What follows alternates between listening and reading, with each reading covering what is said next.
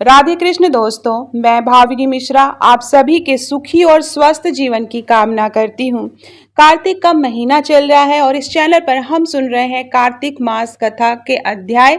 आज हम सुनेंगे कार्तिक मास कथा का अध्याय 8। कार्तिक माह शुरू हो चुका है और इसके साथ ही एक ऐसा पुण्य काल आरंभ हो गया है जिसे हिंदू धर्म में सबसे पवित्र महीनों में गिना जाता है। यह महीना भगवान श्री हरि और माता लक्ष्मी की उपासना के लिए समर्पित होता है। धार्मिक मान्यताओं के अनुसार इस माह में स्नान, व्रत, दीपदान, तुलसी पूजन और कथा पाठ दान करने से व्यक्ति को पापों से मुक्ति और मोक्ष की प्राप्ति होती है। कार्तिक मास का हर दिन आध्यात्मिक रूप से विशेष महत्व रखता है। इस महीने में किए गए छोटे छोटे सत्कर्म जीवन में बड़ा सकारात्मक प्रभाव लाते हैं। अब हम सुनेंगे कार्तिक मास में सुने जाने वाली बहुत ही प्रचलित कथा, छोटी सी कथा है। उसके बाद हम अध्याय 8 पढ़ेंगे, सुनेंगे। तो पीपल पतवारी की कथा कार्तिक मास में हर दिन सुनना बहुत ही अनिवार्य होता है। इससे पुण्य फल की प्राप्ति होती है। एक बुढ़िया थी, उसने अपनी बहू से कहा, तू दूध दही बेच के आ। वह बेचने गई तो रास्ते में औरतें पीपल पतवारी सींच रही थी। उनको सींचता देखकर बहू ने पूछा कि तुम यह क्या कर रही हो। औरतें बोली कि हम पीपल पतवारी सींच रही हैं, इससे अन्न और धन होता है। 12 वर्ष का बिछुड़ा हुआ पति भी मिल जाता है। बहू बोली, ऐसी बात है तो तुम पानी से सींचती हो, मैं दूध से सींचूंगी। गुजरी बहू रोजाना दूध दही बेचने नहीं जाती, वह रोजाना दूध को पीतल में और दही को पथवारी में सींचती। सास दूध दही का दाम मांगती तो वह कह देती, महीना पूरा हो जाने पर लाकर दूंगी। कार्तिक का महीना पूरा हो गया। पूर्णिमा के दिन बहू पीपल पथवारी के पास जाकर बैठ गई। पथवारी ने पूछा, तुम मेरे पास क्यों बैठ गई? बहू बोली कि सास दूध दही का दाम मांगेगी। पीपल पथवारी बोली कि मेरे पास क्या दाम रखा है, ये भरा डींडा पान पतूरा, इसको ले जा। बहू ने वहीं ले जाकर कोठरी में रख दिया और डर के मारे कपड़ा ओढ़कर सो गई। सासू बोली, पैसे ले आई बहू? बहू बोली, कोठरी में रखे हैं। सासू ने कोठरी खोलकर देखी तो देखा हीरा मोती जगमगा रहे हैं। सासू बोली, बहू इतना धन कहाँ से लाई? बहू ने आकर कहा, तो सच्ची में धन भरा हुआ है। बहू ने सास को सारी बात बता दी। सास ने कहा, अब की कार्तिक में मैं भी पतवारी सींचूंगी।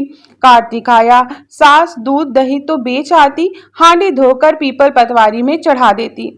आकर बहू से कहती, मेरे से दाम मांग। वह कहती, सासू जी कोई बहू भी दाम मांगती है? मगर सासू कहती, तू मांग। बहू बोली, सासू जी पैसे ले आओ। मैं सास पीपल पथवारी के पास जाकर बैठ गई। पीपल पथवारी ने सास को पान पतूरा भरा डींडा दे दिया।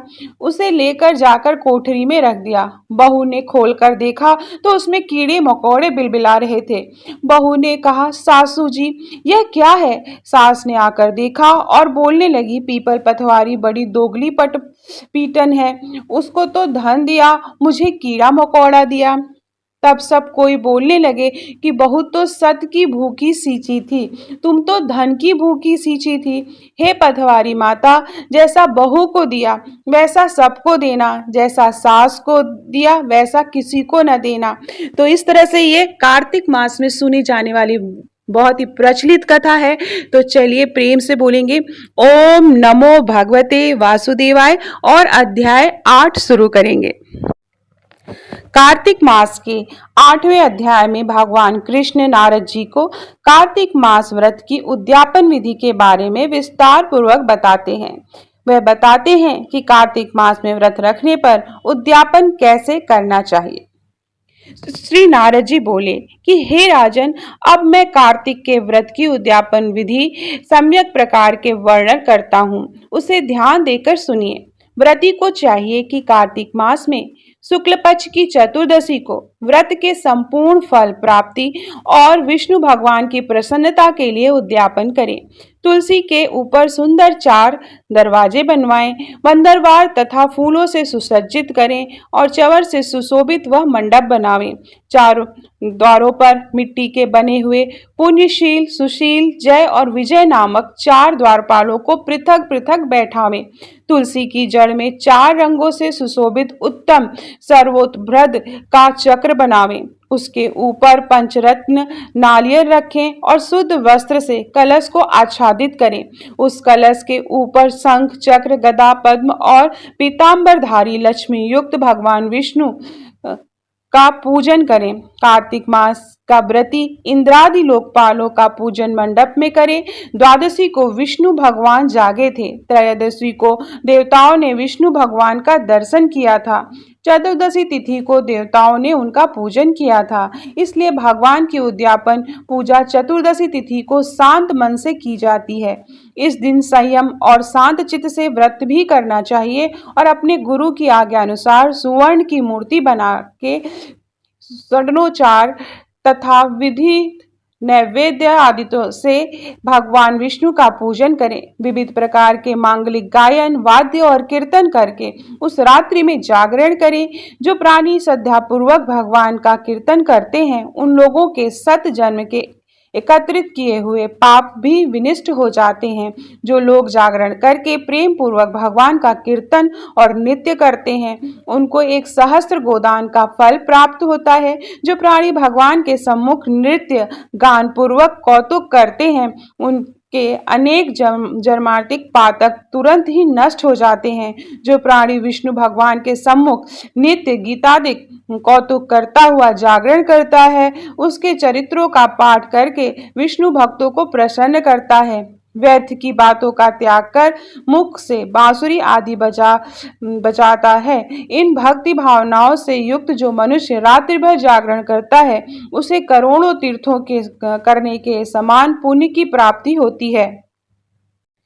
तदनंतर पूर्णमासी को स्त्री सहित श्रेष्ठ 30 ब्राह्मणों को या केवल एक ही श्रेष्ठ ब्राह्मण को सपत्नी सामर्थ्य अनुसार पायसन भोजन करावें, क्योंकि इसी दिन विष्णु भगवान ने भक्तों को वरदान दिया था और मत्स्य रूप धारण किया था। अतः इस तिथि को दान, हवन, जप आदि जो कुछ भी विष्णु भगवान के निमित्त होता है वह अच्छे फल को देने वाला होता है। इस कारण व्रती उक्त 1 या 30 ब्राह्मणों को भोजन करावें। तब देवताओं के देवता विष्णु भगवान को और देवताओं को अलग अलग प्रसन्न करने के लिए अतो देवा इन दोनों वैदिक मंत्रों से तिल और पायसात्र का हवन करें। उन ब्राह्मणों को अपनी सामर्थ्य के अनुसार दक्षिणा दे प्रणाम करें।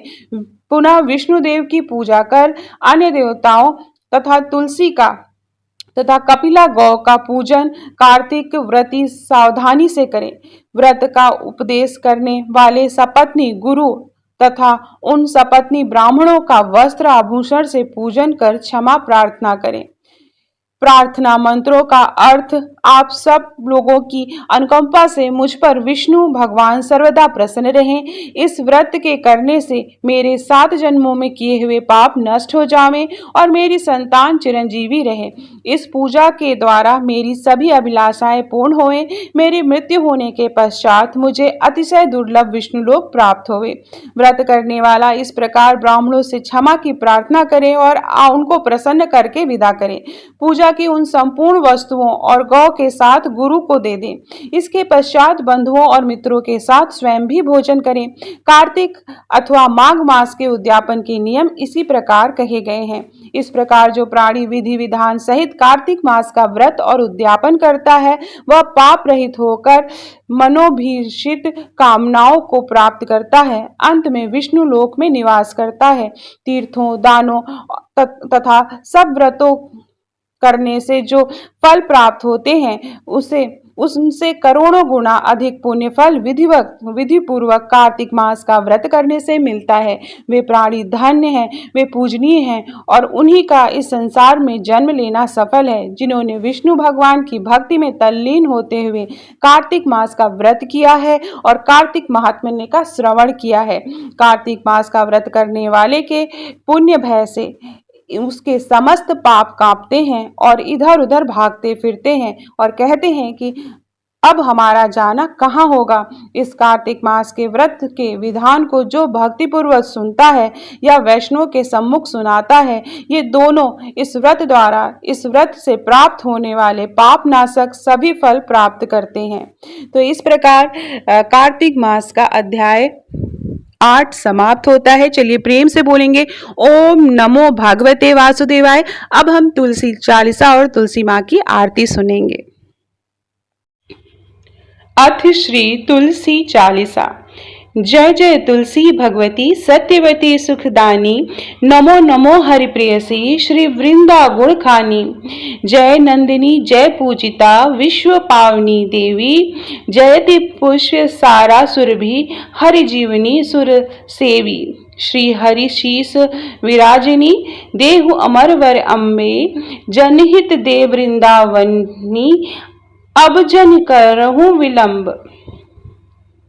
धन्य धन्य श्री तुलसी माता, महिमा अगम सदा श्रुति गाता।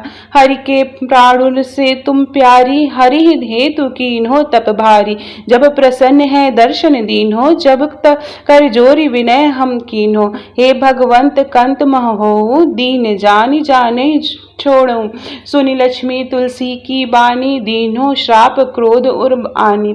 अस आयोग वर मांगन हारी, होई है विपट तुम जड़ तनुधारी। सुनि तुलसी श्रेयो तेहि ठामा, करो वास तनु नीचन धामा। दियो वचन हरि तब तत्काला, सुनहु समुख जनि हो विहाला। समय पारि है हो पति तोरा, पूजो आस वचन सत मोरा। तब गोकुल मह गोप सुदामा, तासु भाई भई तुलसी तू वामा। कृष्ण रास लीला के माही, राधे चाक्यो प्रेम लखिनाहि। दियो श्राप तुलसी तत्काला, नर लोकहि तुम जन्महु बाला। भयो गोप वह दानव राजा, शंख चूड़ नामक सिर ताजा। तुलसी भई तासुकी नारी, परम सती गुण रूप अगारी। अस है कल्प बीत जब गए हूँ, कल्प तृतीय जन्म तब भय हूँ। वृंदा नाम भयो तुलसी को, असुर जलंधर नाम पति को। करि अति द्वंद अतुल बल धामा, लीना शंकर से संग्रामा। जब निज सैन्य सहित शिवहारे, मरहि न तब हरहि पुकारे। पतिव्रता वृंदा थी नारी, को न सके पति संहारी। जब जलंधर ही भेष बनाई, वृंदा डींग हरि पहचो जाय।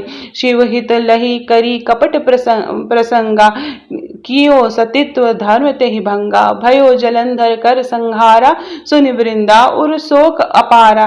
तिहि छड़ दियो कपट हरि टारी, लखि वृंदा दुख गिरा उचारी। जलंधर ही जस हथ्यो अभीता, सोई रावण है हरहि सीता। अस प्रस्तर सम हृदय तुम्हारा, धर्म खंडी मम पतहि संहारा। यही कारण लही श्राप हमारा, होए तनु पाषाण तुम्हारा। सुनि हरि तुरत ही वचन उचारे, दियो श्राप तुम बिना विचारे। लाख्यो नन निज करते ही पति को, छलन चहो जब पार्वती को। जड़मणि तहु अस हो जड़ रूपा, जगमहि तुलसी विपट अनुपा। धरो रूप हम शालिक रामा, नदी गंडकी बीच ललामा। जो तुलसी दल हमहि चढ़ाई, सब सुख भोग परम पद पाई। बिन तुलसी हरि जलत शरीरा, अतिशय उठत शीश उर पीरा। जो तुलसी दल हरि शिर धारत, सो सहस्त्र घट अमृत डारत। तुलसी हरि मन राजनी हारी, रोग दोष दुख भंजनिहारी। प्रेम सहित हरि भजन निरंतर, तुलसी राधा में नहीं अंतर। व्यंजन हो 56 प्रकारा, बिन तुलसी दल हरे न प्यारा। सकल तीर्थ तुलसी तरु छारी, लहत मुक्ति जन संशय नाही। कवि सुंदर इक हरि गुण गावत, तुलसी निकट सहस गुण पावत। बसत निकट दुर्वासा धामा, जो प्रयागते पूर्व ललामा। पाठ करहि जो नित नर नारी होई है सुखी भाष्य ही त्रिपुरारी। तुलसी चालीसा पढ़हि तुलसी तक गृहधारी दीप दान करि पुत्र फल पावहि बांध्यो नारी। सकल दुख दारिद्र हरि हरि है परम प्रसन्न अतिशय धन जन लाहसी गृह बसहि पुरा अन्न तहि लहि अधिमत फल जगत महे लहि पूर्ण सब काम जय दल अर्पहि तुलसी तह सहस बसहि हरिधाम। तुलसी महिमा नाम लख हलसी सुत सुख राम मानस चालीसा रच्यो जगमह तुलसी धाम। इति से तुलसी चालीसा समाप्तम। तो प्रेम से बोलिए तुलसी मैया की जय। अब तुलसी माता की हम आरती पढ़ेंगे। आरती वृंदा तुलसी की प्राण की प्यारी प्रभु जी की कंचन थार कपूर की बाती करत प्रकाश हृदय दिन राती देखी लक्ष्मी हूँ दौड़ी आती नित नव होती आरती घी की जो उन्नति नित चहे सुमति मति तुलसी ही भजहि कहीं कमलापति। आरती वृंदा तुलसी की प्राण की प्यारी प्रभु जी की तुलसी दल बिनु जिन्हें लगे अति मैं और मिठाइयों फीकी हे भगवती सती भय भंजनी तुलसी पाप ताप मद गंजनी। आरती वृंदा तुलसी की प्राण की प्यारी प्रभु जी की नित नूतन मानस मनरंजनी हरि की परम प्रिया अतिनी की प्रेम होत जह तुलसी माही भूलहि तह यमदूत न जाहि सुंदर दास रहत अगनाही भजति मिटह भव जलनी जी की। आरती वृंदा तुलसी जी की प्राण की प्यारी प्रभु जी की आरती वृंदा तुलसी जी की प्राण की प्यारी प्रभु जी की। तो ये थी तुलसी महारानी की आरती जो शाम को जब आप दीपदान करेंगे या सुबह दीपदान करेंगे तो तुलसी माँ को जरूर आप आरती करें तुलसी माँ की। और 1 महीने आप साल भर तुलसी को दिया नहीं जलाते हैं लेकिन ये कार्तिक मास में आप तुलसी में दिया जरूर जलाएं। तुलसी माँ को शाम के समय स्पेशली आप दिया जरूर जलाएं। तो आप सभी को कार्तिक मास की बहुत बहुत शुभकामनाएं। और आपको मेरी आवाज़ पसंद आ रही हो मुझसे कथा सुनना पसंद आ रहा हो तो प्लीज़ कमेंट बॉक्स में राधे कृष्ण ज़रूर लिखिएगा। ये कार्तिक मास हम सब के जीवन में सुख और खुशहाली ऐश्वर्य सुख समृद्धि लेके आए इसी की कामना करते हुए प्लीज़ मेरे चैनल को सब्सक्राइब कर लीजिएगा। बहुत बहुत धन्यवाद ये वीडियो देखने के लिए। और आपको सभी अध्याय के करके इसमें